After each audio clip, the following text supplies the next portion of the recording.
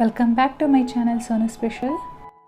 ಇವತ್ತು ಸಿಹಿ ಕುಂಬಳಕಾಯಿನ ಉಪಯೋಗಿಸ್ಕೊಂಡು ಹಲ್ವಾ ಯಾವ ರೀತಿ ಮಾಡೋದು ಅಂತೇಳಿ ನೋಡ್ಕೊಳ್ಳೋಣ.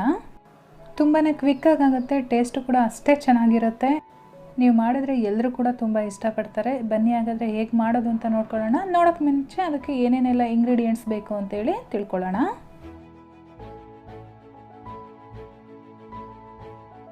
ತುರಿದಿರೋ ಅಂಥ ಸಿಹಿ ಕುಂಬಳಕಾಯಿನ ನಾನಿಲ್ಲಿ 1 ಕಪ್ ತೊಗೊಂಡಿದ್ದೀನಿ. ಮೇಲ್ಗಡೆ ಪಾರ್ಟು ಮತ್ತು ಒಳಗಡೆ ತಿರುಳೆಲ್ಲ ತೆಗೆದು ತುರಿದಿಟ್ಕೊಂಡಿದ್ದೀನಿ. ಅದೇ ಕಪ್ಪಲ್ಲಿ ನಾನಿಲ್ಲಿ ಅರ್ಧ ಕಪ್ಪು ಸಕ್ಕರೆ ತೊಗೊಂಡಿದ್ದೀನಿ. ಅದೇ ಕಪ್ಪಲ್ಲಿ ಅರ್ಧ ಕಪ್ಪು ಹಾಲು ತೊಗೊಂಡಿದ್ದೀನಿ. ಜೊತೆಗೆ ಗೋಡಂಬಿ ಬಾದಾಮಿನ ತೊಗೊಂಡಿದ್ದೀನಿ. ಬಾದಾಮಿನ ಕಟ್ ಮಾಡಿ ಇಟ್ಕೊಂಡಿದ್ದೀನಿ. ಹಾಗೆ 1/4 ಕಪ್ಪು ತುಪ್ಪ ತೊಗೊಂಡಿದ್ದೀನಿ. ಇದರ ಜೊತೆಗೆ ನಾನಿಲ್ಲಿ ಒಂದು ಅರ್ಧ ಟೀ ಸ್ಪೂನಷ್ಟು ಏಲಕ್ಕಿ ಪೌಡ್ರನ್ನ ತೆಗೆದಿಟ್ಕೊಂಡಿದ್ದೀನಿ.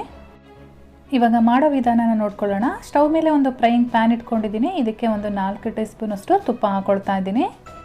ನಾನೇನು 1/4 ಕಪ್ ತುಪ್ಪ ತೊಗೊಂಡಿದ್ದೆ ಅದೇ ತುಪ್ಪದಲ್ಲಿ ಇದರೊಳಗಡೆ ಹಾಕ್ಕೊಳ್ತಾ ಇದ್ದೀನಿ. ಇವಾಗ ಗೋಡಂಬಿ ಮತ್ತು ಬಾದಾಮಿನ ಇದರೊಳಗಡೆ ಹಾಕ್ಕೊಂಡು ಫ್ರೈ ಮಾಡ್ಕೊಳ್ಳೋಣ.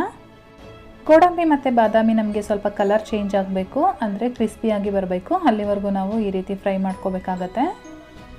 ಇವಾಗ ನೋಡಿ ಕಂದು ಬಣ್ಣಕ್ಕೆ ತಿರುಗಿದೆ. ಇವಾಗ ಇದನ್ನು ಒಂದು ಬೌಲಲ್ಲಿ ಎತ್ತಿಟ್ಕೊಂಡು ಸಪ್ರೇಟಾಗಿ ಇಟ್ಕೊಂಡಿರೋಣ.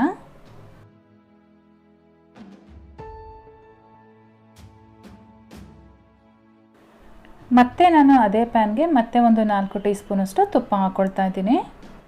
ನಾವು ಸಿಹಿ ಕುಂಬಳಕಾಯಿನ ತುರಿದಿಟ್ಕೊಂಡಿದ್ದೀವಲ್ಲ, ಅದನ್ನು ಇದರೊಳಗಡೆ ಹಾಕ್ಕೊಂಡು ಒಂದು 3 ನಿಮಿಷಗಳ ಕಾಲ ಫ್ರೈ ಮಾಡ್ಕೊಳ್ಳೋಣ. ನಾವು ಈ ರೀತಿ ಸಿಹಿ ಕುಂಬಳಕಾಯಿನ ತೊಗೊಳ್ಬೇಕಾದ್ರೆ ಆದಷ್ಟು ಹಣ್ಣಾಗಿರೋ ಅಂಥದ್ದನ್ನು ನೋಡಿ ತೊಗೊಳ್ಬೇಕು. ಹಲ್ವಾ ಮಾಡಬೇಕಾದ್ರೆ ಎಳೆ ಕುಂಬಳಕಾಯಿನ ತೊಗೊಂಡ್ರೆ ಅಷ್ಟು ಚೆನ್ನಾಗಿ ಬರೋದಿಲ್ಲ.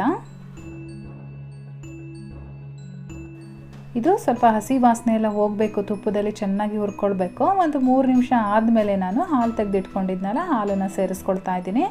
ಇವಾಗ ಲೋ ಫ್ಲೇಮ್ ಮಾಡಿಕೊಂಡು ಮತ್ತೆ ಒಂದು 3 ನಿಮಿಷಗಳ ಕಾಲ ಬೇಯಿಸ್ಕೊಳ್ಬೇಕಾಗತ್ತೆ. ಹಾಲು ಹಾಕ್ಕೊಂಡ್ಮೇಲೆ ನಾವು ಲೋ ಫ್ಲೇಮ್ ಮಾಡ್ಕೋಬೇಕು, ಇಲ್ಲಾಂದರೆ ಹಾಲು ಬೇಗನೆ ಸೀದೋಗ್ಬಿಡುತ್ತೆ. ಅಂದರೆ ಕುಂಬಳಕಾಯಿ ಏನಿದೆ ಅದು ಬೇಗ ಅಬ್ಸರ್ವ್ ಮಾಡ್ಕೊಳುತ್ತೆ. ಹಾಗಾಗಿ ಲೋ ಫ್ಲೇಮಲ್ಲಿ ಇಟ್ಕೊಂಡು ನಾವು ಫ್ರೈ ಮಾಡ್ಕೋಬೇಕು. ಇವಾಗ ನೋಡ್ತಾ ಇದ್ದೀರಾ ಎಷ್ಟು ಸಾಫ್ಟ್ ಆಗಿದೆ ಕುಂಬಳಕಾಯಿ ಅಂತ ಹೇಳಿ. ಈ ರೀತಿ ಆದಮೇಲೆ ಇದಕ್ಕೆ ಸಕ್ಕರೆನ ಹಾಕ್ಕೊಳ್ಳೋಣ. ಸಕ್ಕರೆ ಹಾಕ್ಕೊಂಡ್ಮೇಲೆ ಚೆನ್ನಾಗಿ ಮಿಕ್ಸ್ ಮಾಡ್ಕೋಬೇಕು. ಇವಾಗ ಮೀಡಿಯಮ್ ಫ್ಲೇಮಲ್ಲಿ ಇಟ್ಕೊಳ್ಳೋಣ ನಾವು ಫ್ಲೇಮ್ನ. ನೋಡಿ ಇವಾಗ ಸಕ್ಕರೆ ಎಲ್ಲ ಕರಗಿ ನೀರು ಥರ ಆಗಿದೆ. ಮತ್ತು ನಾವು ಹಾಕಿರೋ ತುಪ್ಪ ಎಲ್ಲ ಚೆನ್ನಾಗಿ ಬಿಡ್ಕೋಬೇಕು. ಅಲ್ಲಿವರೆಗೂ ನಾವು ಫ್ರೈ ಮಾಡ್ಕೋಬೇಕಾಗತ್ತೆ. ಇದು ಸ್ವಲ್ಪ ಗಟ್ಟಿ ಆಗಬೇಕು. ಅದ್ರ ಜೊತೆಗೆ ನಾನು ಮತ್ತೆ ಒಂದು 3 ಟೀ ಸ್ಪೂನಷ್ಟು ತುಪ್ಪನ ಸೇರಿಸ್ಕೊಳ್ತಾ ಇದ್ದೀನಿ. ನಾವು ತೊಗೊಂಡಿರೋ ತುಪ್ಪದಲ್ಲೇ ಇನ್ನೂ ಒಂದು 2-3 ಸ್ಪೂನಷ್ಟು ತುಪ್ಪ ಮಿಕ್ಕುತ್ತೆ. ತುಂಬ ತುಪ್ಪ ಹಾಕ್ಲಿಕ್ಕೆ ಹೋಗಬೇಡಿ, ತಿನ್ನೋಕ್ಕಾಗೋದಿಲ್ಲ. ಇವಾಗ ಕನ್ಸಿಸ್ಟೆನ್ಸಿ ನೀವು ನೋಡ್ತಾ ಇರ್ಬೋದು, ಸ್ವಲ್ಪ ಗಟ್ಟಿಯಾಗಿದೆ ಇದು. ಏಲಕ್ಕಿ ಪುಡಿ ಮತ್ತು ನಾವು ಹುರಿದಿಟ್ಕೊಂಡಿರ್ತಕ್ಕಂಥ ಗೋಡಂಬಿ ಮತ್ತು ಬಾದಾಮಿನ ಹಾಕ್ಕೊಂಡು ಮಿಕ್ಸ್ ಮಾಡ್ಕೊಳ್ಳೋಣ. ಈ ರೀತಿ ಚೆನ್ನಾಗಿ ಮಿಕ್ಸ್ ಮಾಡ್ಕೊಂಡಾದ್ಮೇಲೆ ಮತ್ತೆ ಒಂದು 2 ನಿಮಿಷಗಳ ಕಾಲ ಇದೇ ರೀತಿ ತಿರುಗಿಸ್ಕೊಳ್ತಾ ಇರೋಣ. ಮತ್ತು ಒಂದು 2 ನಿಮಿಷಗಳಾದಮೇಲೆ ನಿಮಗೆ ನೋಡಿ ಕನ್ಸಿಸ್ಟೆನ್ಸಿ ಗೊತ್ತಾಗ್ತಾ ಇರ್ಬೋದು ಎಷ್ಟು ಗಟ್ಟಿಯಾಗಿದೆ ಅಂತೇಳಿ. ತಳ ಕೂಡ ಬಿಟ್ಟು ಬರ್ತಾ ಇದೆ. ಇವಾಗ ಇದು ರೆಡಿಯಾಗಿದೆ ನಮಗೆ.